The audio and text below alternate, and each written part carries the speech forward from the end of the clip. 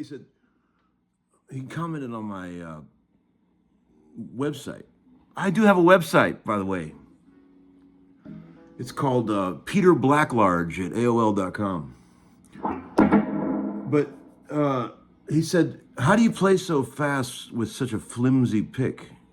Meaning a Fender medium.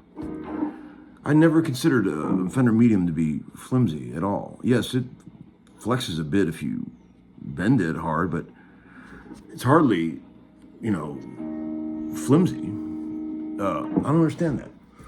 I guess a lot of these guys use the extra heavies. Even Angus Young uses extra heavy picks, which blows my mind. With nines. Morning beer. Morning friends.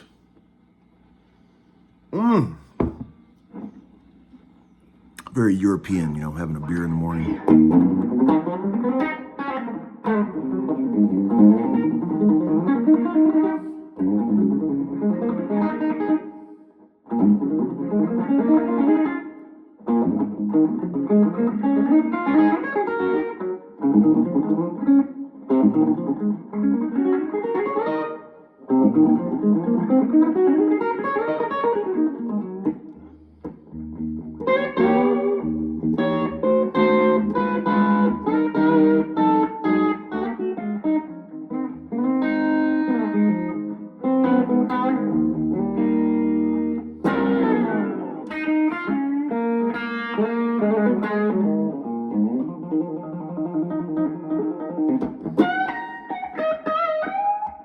Man, I'll tell you what, when I was a kid, I wanted a 335 so bad because of the click.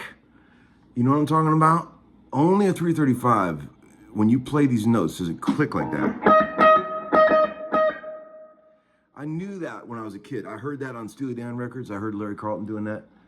And I was like, I want a 335 because I want to be able to do that clicking sound that only these guitars make. I don't know how to even explain it.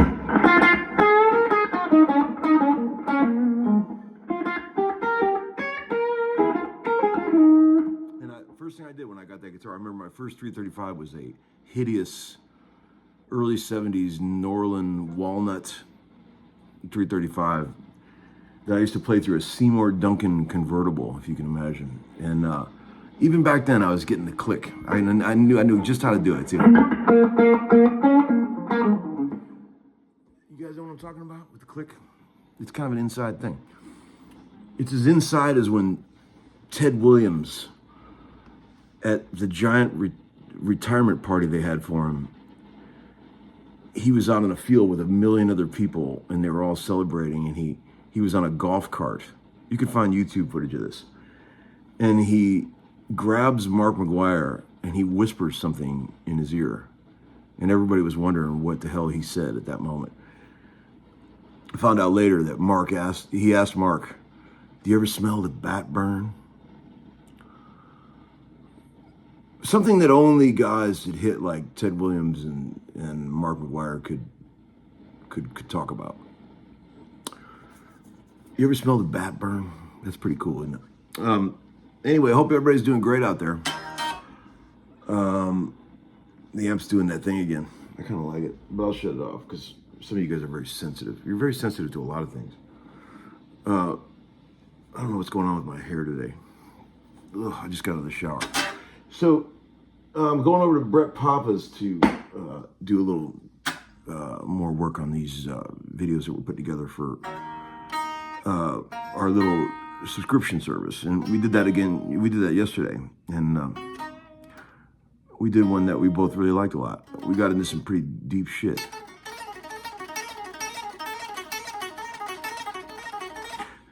Practice that one. If you want to build up that kind of picking stuff. Wrist, people, not arm. If you feel any tension up here, like I've told you 1,000,000 times, you're done. There can be zero tension from here up. It's all wrists.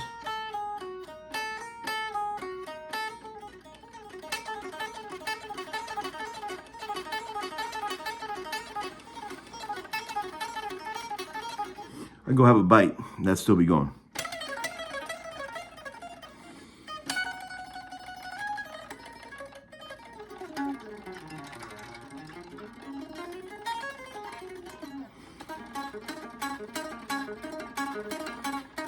Do that, doubles.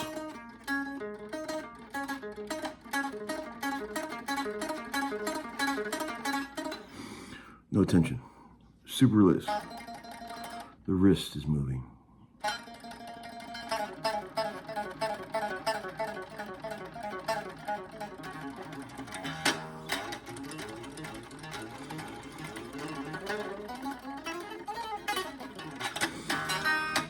Women love that. They love that. Draws them right in. So yeah, the bat burn, man. How cool is that? Ted Williams, you know, they froze his body cryogenically. And there's a lot of great videos on YouTube about everybody fighting over his molecular. They're going to clone him in hundreds of years from now and bring him back, because not only was he the best baseball player to ever play the game, he was also an ace fighter pilot. Pretty amazing guy, Ted Williams, and probably one of the only greats that I don't have his rookie card. Boy, I would love to have a Ted Williams rookie card. Oh man, that'd be awesome. And then I'd be happy if I got that. 60, 335 here. Well, one of the layer dot necks, really lightweight. God, this guitar is light. Whipped. Somebody played the dog out of this thing. This is probably the most hammered 335 I've ever owned out of the hundreds of them that I've owned. This one's hammered, man, but it's got a vibe. It's got that real smallish, wide but shallow 61 type neck that I've grown to love. You know, some people think, yeah, it's kind of a small neck, Larry. They'll say things like that. And I'll say, play it for a minute. And then you just get used to it. It's got this, you can really control it, these necks. I feel like you got lots of control there. Same neck is on my 61 SG Special. Same neck is on my 61 SG Standard. One of my favorite necks. As long as it's wide, it's got to be 11/16, but it can be pretty shallow, and I still like it. You feel like you have a lot of command. You know, it's like driving a fast car. You know, you can really control the thing.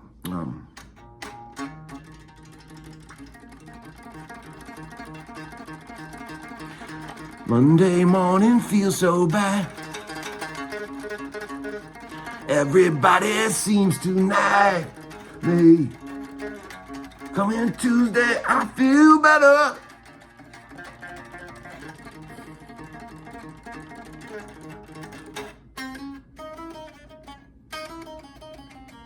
What a great lick.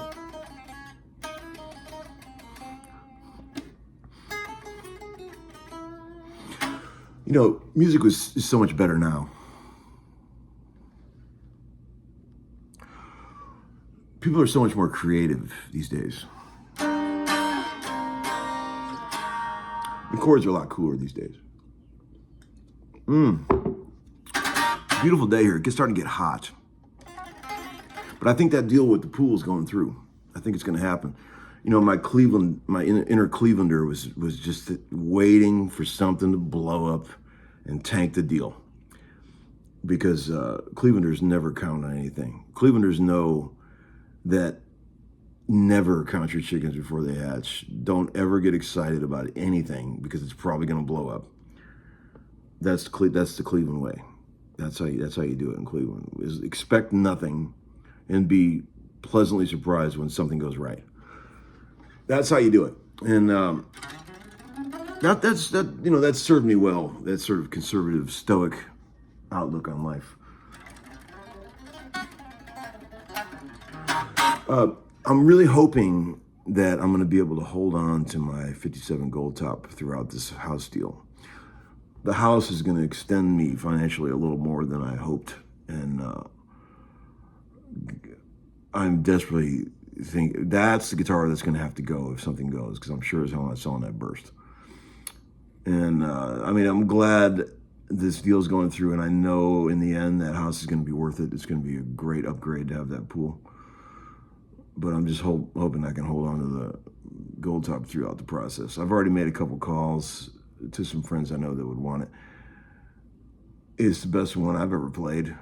There might be better ones out there, but it'd be hard to find one. But it costs a fortune, and I got a fortune into it, but I'm going to try to hold on to it.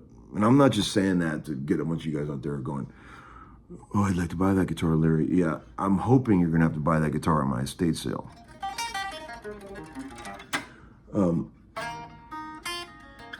But, you know, there's that. So just thinking out loud there. Here's a cool lick. Okay, let me show you a cool lick. Well, hell, what happened? Okay. I shut the amp off. I showed you this before. I'm going to remind you about this lick as soon as these tubes warm up. I'm an E flat. I don't know why. This guitar was just tuned down when I grabbed it, and I didn't bother to change it. But let's just say you're an E, which would sound like that. Okay, you want to do something real nasty to make your bass player look over and go, whoa, which is kind of what I'm always looking for. Go like this.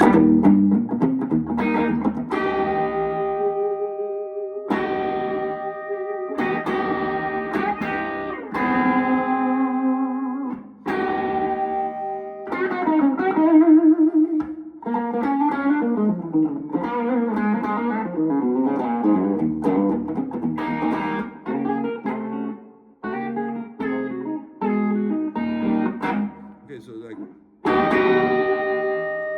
hold the high E, hold the third on the 9th fret of the B string, and then bend 12 up to 13 on the G to match.